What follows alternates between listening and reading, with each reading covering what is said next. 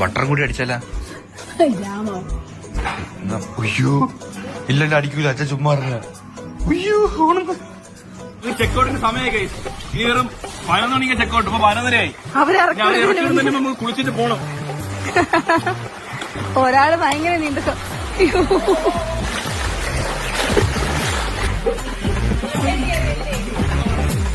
കക്കട് കക്കും കാടുമ്പോ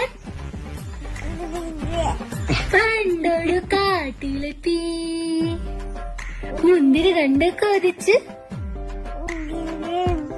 നാക്കിലെ വെള്ളം കുടിച്ച് കൊമ്പത്ത് നോക്കി നിന്നു.